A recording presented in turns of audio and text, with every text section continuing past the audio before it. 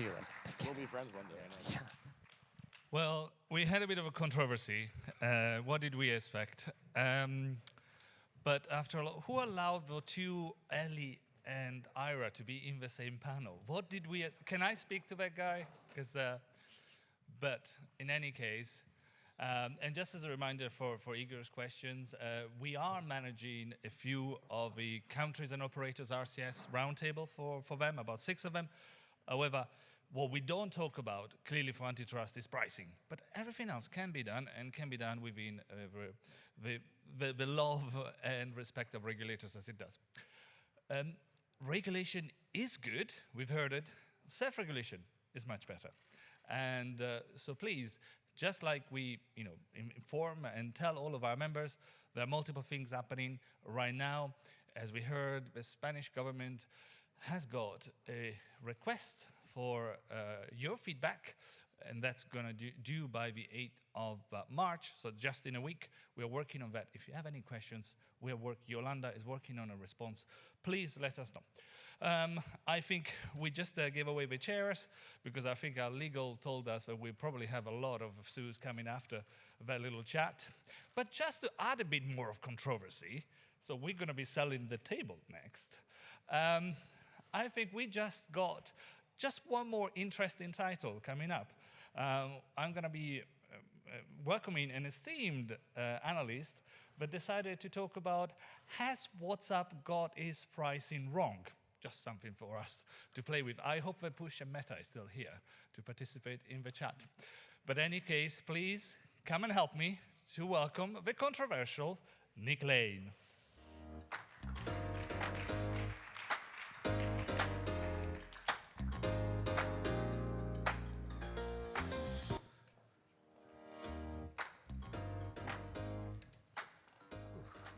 Good morning, everyone. How are we doing?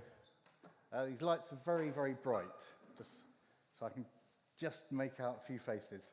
So yeah, I've got 27 minutes, 50 seconds to go through the title of, do we believe that WhatsApp has got its business messaging pricing wrong? There it is in green with the WhatsApp logo. If you don't know about Mobilesquared, I'm Nick, Chief Messaging Officer. We're the world leaders in messaging intelligence. We've been going around for about 15 years now. Launched in 2007. We wrote the first ever messaging engagement report, conversational advertising in 2010. So we've been covering this space for a long time now. And I also think this is my 26th Mobile World Congress. So yeah, know it quite well. Right. Quite a lot has been said about pricing already, so I think before we kind of get into the view on WhatsApp, we kind of obviously give an overview of where we think the market is in terms of SMS. So this is Aspire, this is our report that we send out to clients on a quarterly basis, and what this does is track the changes in the international termination rates. On top of that, we also look at whether an operator has a firewall or not, whether they have exclusivity agreement in place, and then on top of that, we also within the model, look at the amount of fraud in terms of grey routes and the other routes that we kind of introduced last year, red and orange. We put that all into our model, and it gives us a figure. So anything that's above, I think, about 20%, we believe would be medium risk. Above, if it comes out 30% above, it's high risk. So this is based on the 4Q pricing international termination rates that we were sent by lots and lots of companies for the 4Q. And as you can see, 13% or so of markets came out at high risk, 13% came out as medium risk. So a quarter of all markets are now medium to high risk. And when we say medium to high risk, we're looking at this kind of propensity for fraudulent activity to take place in terms of, it's going to be harmful to the brand or harmful to the consumer. When we ran this based on 2Q pricing, and we actually published the first one of these in September, it's just 11% of markets. So what we're seeing, as I'll show you in terms of pricing, is that actual market conditions continue to deteriorate. So the average termination rate on international, as you can see on that, is 0.07076. That's an 8% increase in what it was in the second quarter. You can see again from the slide, over 260 operators are priced above that average rate. 390 are obviously priced below it. You can see a breakdown there in terms of how significantly higher a number of operators are. So, for example, you can see that 10.5% of operators are between 100 and 200% higher than that average rate. And this looks at a breakdown of operators. Obviously, they've been anonymized, but it does show that the most expensive rate that we received when we've aggregated all the data basically showed that the most expensive figure that we could find is about 28 cents to send one message into one operator in one market, which is quite a lot. 259 operators, as you can see, priced between 3 cents and 10 cents. Why are we kind of bringing that figure to your attention? 3 cents is kind of what the average was at the start of 2021. 10 cents based on our research, doing our white paper with MEF, which is available via the MEF website. So speaking to a lot of the major brands, a lot of the hyperscalers, 10 cents was often the figure that's kind of the ceiling for SMS. A number of people still think that's significantly too high. They also believe that 5 cents would be a better figure. But again, we're still way over the 3 cents of a number of years ago.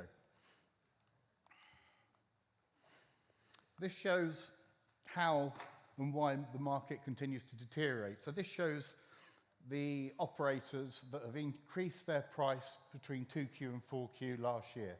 So as you can see, over 30 operators actually increased their rate by over 100%. And that just shows that this is kind of where the thinking is in terms of SMS as an industry, international SMS in particular, in that they kind of, a lot of operators are still trying to, should we say, extract as much value as possible.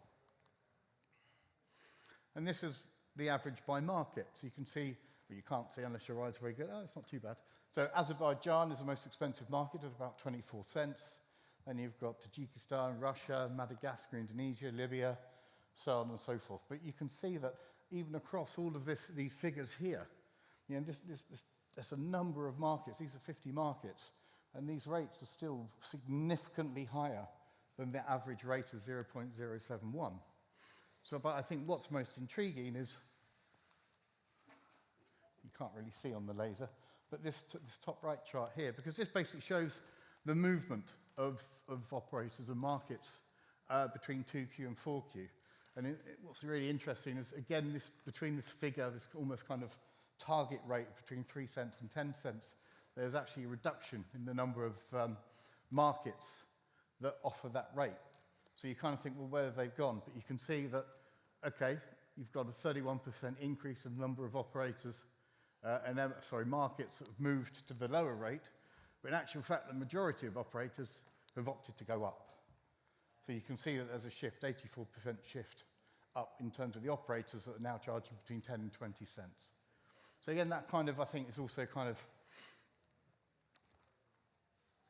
demonstrates where the market is today and potentially where it's heading. This is just a breakdown by region. I think the key point here is that if you look here at Africa, the average rate across Africa has gone up 33% over 6 months. So as we showed, you probably won't recall, but on the map, there's a lot of yellow in terms of low risk. There's a lot of orange for medium risk, and it's starting to have quite a few high-risk markets in Africa. That's where all the data points to the fact that that is going to be the next problematic region, and there's probably going to experience significant turbulence in the coming months, unless, of course, things change. But actually, one point that we've got on there that I think is worth noting is this bottom point here. There seems to be very little awareness and understanding of the price elasticity that's relating to messaging. I think in our AIT session yesterday, we kind of brought this up. And we've tried, because we often get asked about price elasticity, what is the impact, and can we do anything about it? And we've started to look at it, but we've kind of broken it in terms of the price changes are so high, the changing in traffic, which I'll show in a second, are so great that we can't actually apply any kind of economic theory because it's so dramatic.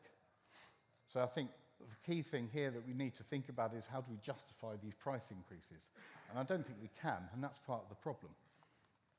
Let's also try and understand why have these price increases happened, but on top of that, what is the impact? So this is the impact here. So the chart on the left, the columns on the left show our forecasts that we published in June 2023. And it basically shows that we're expecting an increase in international traffic of about 2.5%. It's right up there. So just over 400 billion messages. What we've actually seen, and again, we're still working through this, but the data is pretty clear, we think, is in actual fact, these are our revised views based on the data that we got up to January last month. And in actual fact, there's a fall in international traffic of about 6.5%. But that equates to about 37.5 billion messages that haven't been sent, that probably would have been sent, and we would have expected to have been sent, which is starting to show that actually, certainly on the international side, the hyperscalers are starting to scale back.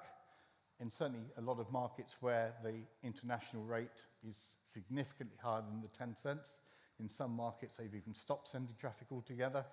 And as Push also mentioned in the panel just gone, they're now trying to do direct deals as well to try and safeguard the fact that they'll then understand what their rate will be. It'll be a flat rate over long term, so that they can kind of start to almost plan and budget for sending an SMS. And that's part of the issue that we've kind of uncovered during our research, is that you wake up one morning and there's a different rate depending on which market you're in. And it's really difficult to then kind of run a business doing that when you don't know what you're spending. It shows the impact financially on markets. So you can see on the left here, with Indonesia at the top, we estimate that they've lost over $500 billion in potential spend because they've lost traffic because of the high termination rates.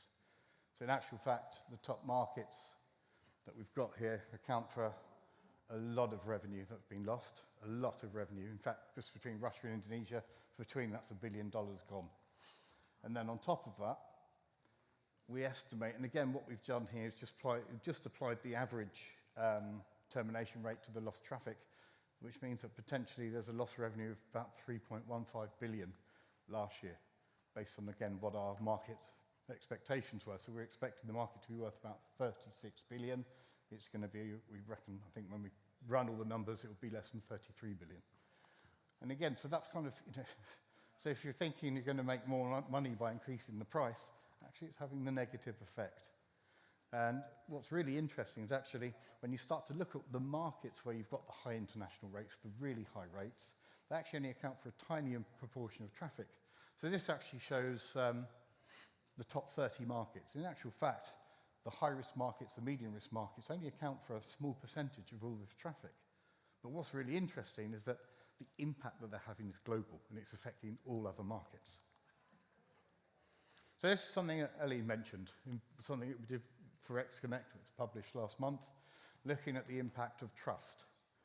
And this is really, I think this is really fascinating, some of the findings, because on the left, it's about use cases. It's based on research that we did of about 59, 60 CPaaS providers, trying to get their view and their client's view of each channel. So we're asking them what channel do you use for which use case, and as you can see, SMS is still the standout channel. So this is basically the second half of 2023. So it's the standout channel.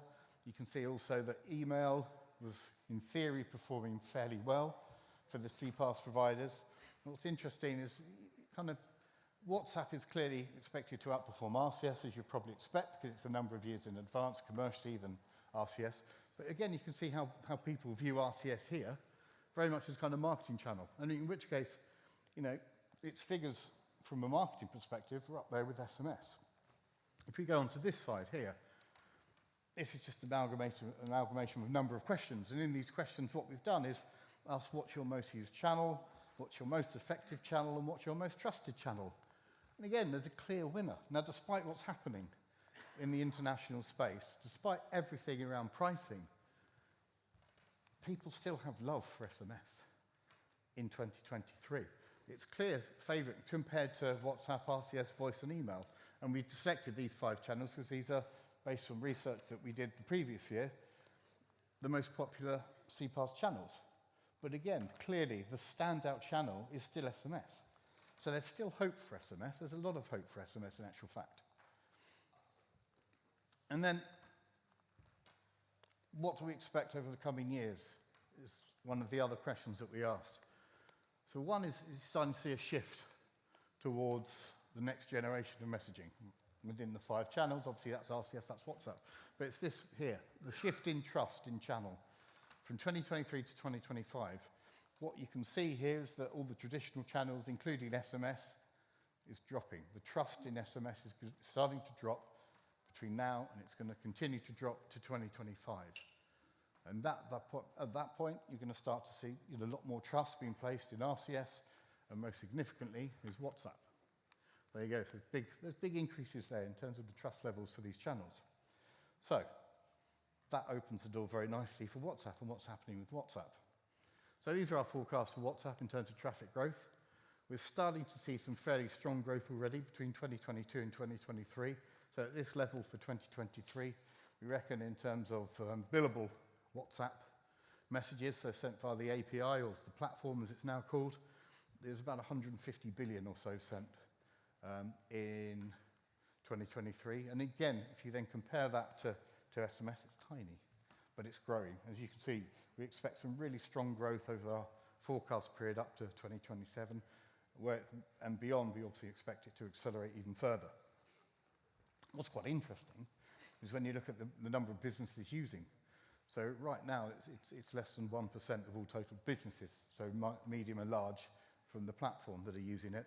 And by 2027, it's still only around about 1%. So you kind of think, actually, when you look at what the opportunity is, the long-term opportunity, and it's something that I've been banging on about for quite a long time, because with SMS, it's about 8.5% of registered businesses that use SMS. So potentially the organic growth there should still be massive. So we should still be looking at really strong growth moving forward. And it's the same with WhatsApp. So in actual fact, the penetration of WhatsApp as we see it at the moment is still really small. So the opportunity is absolutely vast. So this is the WhatsApp pricing model. This is for the US. You can get this from the Meta website. And as you can see, it splits everything out by use case. So you've got your marketing, utility, authentication, and services. Services, for people that don't know, that's effectively your customer care. That's your pure conversational channel. So what you can see from this, actually, it's a really clean, clear, simple rate card. Really simple. But there are some surprises on there. So if you look at Germany, for example, to send a marketing message in Germany costs 13.5 cents. That's quite expensive. What else have we got here? There's some other high ones in there. So in France, it's 14 cents. You do kind of think, well, actually, do we not want it to become a marketing channel? Maybe not. That's maybe the key message from WhatsApp. But that's the rate card. So this, you're not going to be able to read it. It's on purpose. This is from one rate card for one SMS provider, and it's just showing 8% of the thousands of M&O rates on the list. And then you kind of think you've got hundreds, thousands of these that you process in terms of you're trying to work out what's the best rate for SMS. So the waters are muddy. And then on top of that, obviously the rates are going up. So you've got to kind of check what's happening on a regular basis to see what's going on, try and find what the best rate is. So you're going from simple to the complex. So that's the two things to think about here in terms of pricing. So if we average it out, then the question is, well, what's WhatsApp trying to compete with? Is it going after domestic rate, or is it going after the international rate? So again, we've started to look at that as well. So the average WhatsApp rate is 0.03891. The average domestic rate that we've got is 0.31. So as you can see, actually, if it's going head-to-head with the domestic rate, this is the average domestic rate globally, then SMS is 21% cheaper. But if you then look at it from an international perspective, WhatsApp's 82% cheaper, because obviously it's then going up against the 0.071 figure. So then you kind of think, well, actually, where is WhatsApp positioned? The average figure, it's kind of, it's in between, but then you look at the average marketing rate for WhatsApp. And that's 0.0556, which is smack bang in the middle between the average domestic SMS rate and the average international rate. And then you've got other figures here. So you've got the average WhatsApp utility rate, 0.631, so on and so forth. The cheapest rate, and this is the bit I don't get, the cheapest rate for WhatsApp is 0.03094. That's for service, that's for customer care. So that's for pure engagement. That is for a conversation. So the cheapest rate is for the most highly engaged, interactive part of what us as a messaging industry are trying to build. So, is the model, is the thinking behind that, well, we'll just get people using it and then we'll back the price up? Possibly. But it just seems really surprising. And I'll show you why. Hang on, I'll come back to that. Let's look at this slide. This is an old slide. This is quite a few years old. But again, it's based on research that we did for a client, trying to understand what brands will pay. So this is based on brand research. And we went up to $1. And that $1 was because that's what LivePerson were getting brands to pay for customer care when they're switching from voice, instead of waiting to speak to an agent, switch the conversation via WhatsApp. But obviously the issue that you've got that in terms of converting that conversation from voice onto WhatsApp is that you're actually making a significant saving for the brand.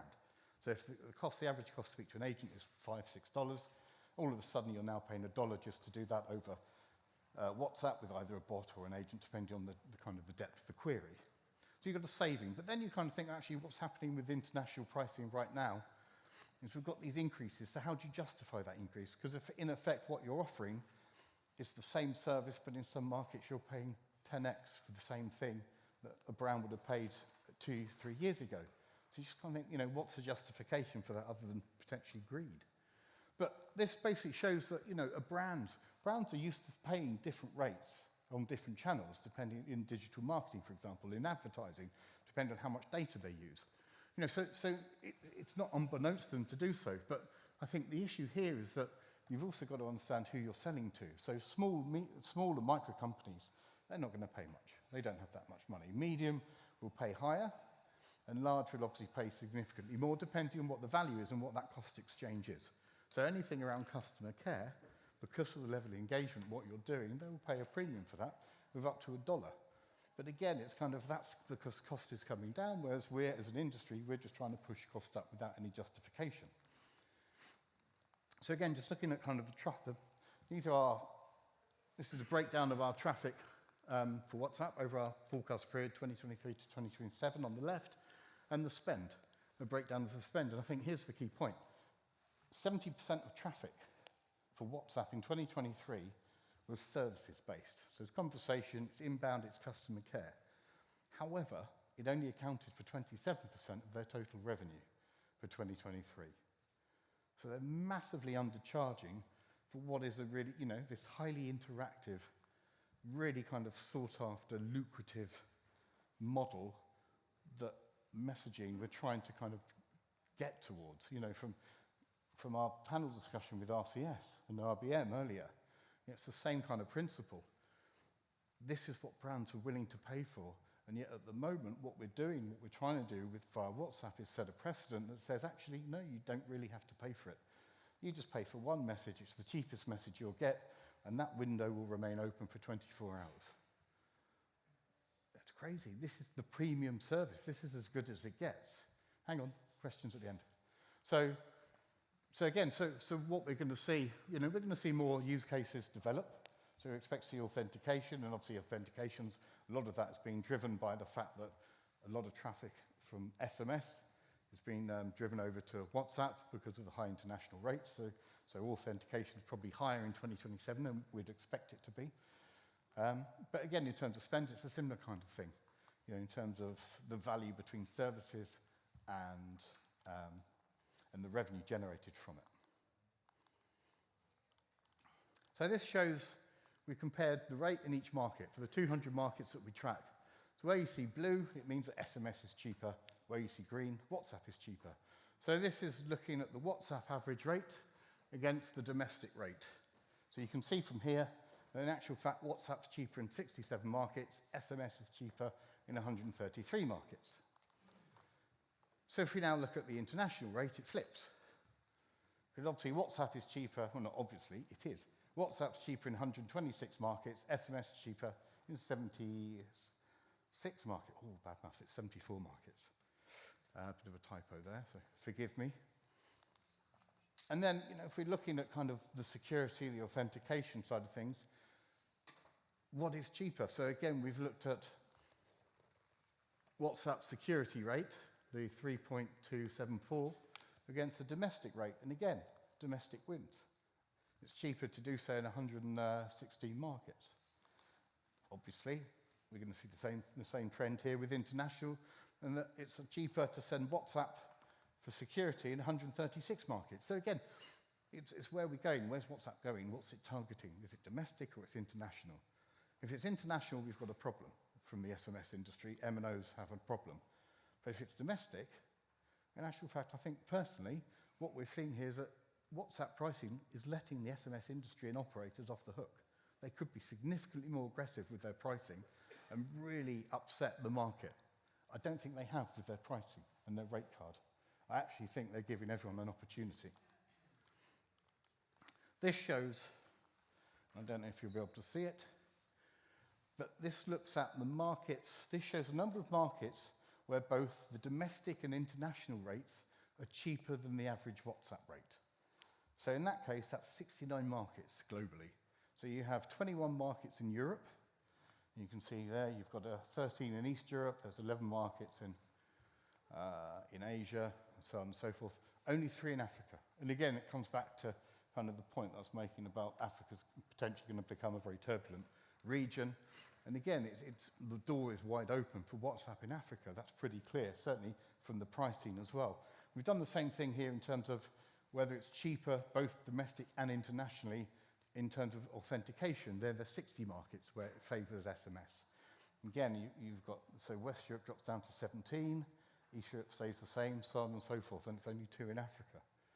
So this gives you an indication of kind of where the world is right now from a price point in terms of SMS against WhatsApp.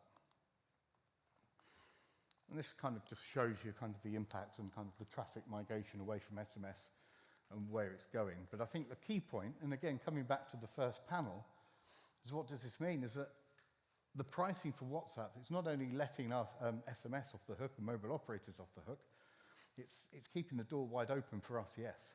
So given that what we've been hearing around basic RCS and simple RCS and all the other iterations in terms of different types of message types, content within these messages, and the billing and pricing around that, the market's wide open for RCS. Really wide open. And that's, I think, one of the key takeouts here. In actual fact, WhatsApp could have closed the door all completely, and it could have kind of made everyone stop and think yet again, what is the pricing model for RCS? But it doesn't. I don't think you need to do that, because I think whatever happens, RCS now is going to be really competitive with WhatsApp. So, to answer the question, do I think that WhatsApp have got their business messaging price wrong? Our view is yes, we think they have, for all the reasons that I've just been talking about for the last 20 minutes or so. And I really think there's still a good opportunity for SMS. We've got to sort things out in terms of the high rates. They've got to come down. They've got to come down significantly. But right now, what we're seeing is that the rates from WhatsApp are not really encouraging the mass migration from SMS that everyone feared. In markets, obviously, where the rates are significantly, incredibly high, so certainly above 15 cents and above, and there are obviously a significant number of those markets, then yeah, you're starting to see quite a strong migration, certainly from the authentication traffic. So that's me done. So any questions? Ira, can you say your name, please? My name is Ira. Hi, my name is Ira.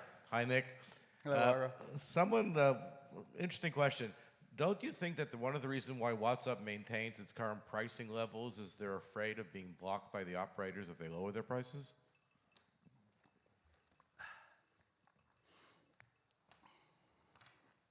No,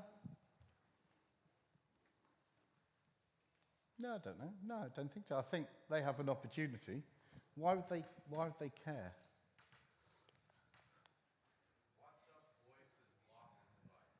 Yeah, but I think WhatsApp's got a good opportunity here. The world is moving towards messaging.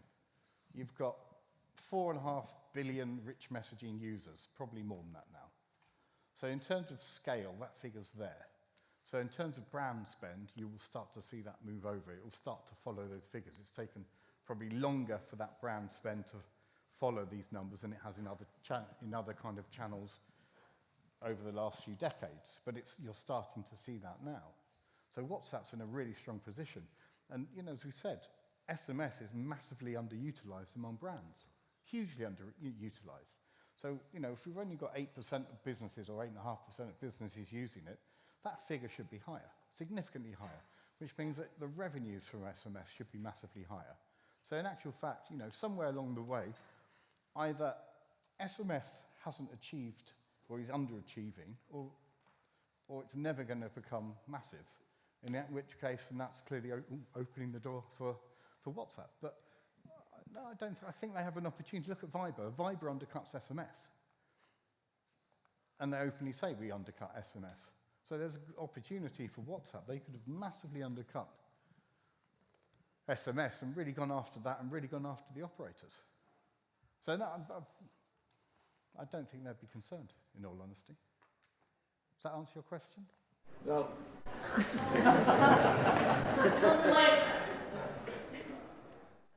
Sorry, Jeff. My name's Jeff. I have a question. You showed a slide about trust in the SMS, RCS, and WhatsApp. And it was currently showing trust at SMS now, but then it shifted to RCS and WhatsApp in subsequent years. What were the indicators that gave you that confidence to say that it would shift? Well, This one, yeah. yeah, that's what the research showed. So that's what the CPAS providers that we spoke to were saying. Their view, and I guess also representative of their clients, is that they're starting to put a lot more faith in these new channels. So I think, and also one of the things that also came out, that certainly from an RCS perspective, the fact that there's more trust in there, and they're now talking about RCS more openly and freely among their clients, it's becoming a much easier sell as well. So I think that's part of it. As brand awareness increases, I think obviously trust in the channel will go. They're both very clean channels right now because they're so effectively, very nascent, really. WhatsApp's only 5 years old, but from a business perspective, but it's very well guarded through the verification process. And you think most of the traffic up to 2021, and even still today, is very much inbound. So it's still kind of very much P2A driven. That's going to start to shift over our forecast period. But again, I think as that happens, then yeah, you're going to have more brands using it and you're going to get more trust in each channel. I think SMS is still trusted because lots of companies use it. 27, 28 million businesses around the world use it. Indipal has the last question. He always has the last question. Hello, Indipal. hello, King. So one of the things we've heard in the previous channels, and I think in your channels, in your presentation yesterday also, is that in SMS, pricing has been changing very frequently. Every day you get up, there's a change in the price. Yep. And that really inconveniences a lot of people, reduces the trust. In the case of WhatsApp and RCS, which are new channels coming up, what, in your opinion, is kind of the right frequency these people are going to be changing prices, or they should change prices to maintain the trust and the dependability of the channel? I think if you change, I think having a set rate card from WhatsApp is pretty clear. It's simple. You know what you're going to pay. So I think from a brand perspective, you can budget for that.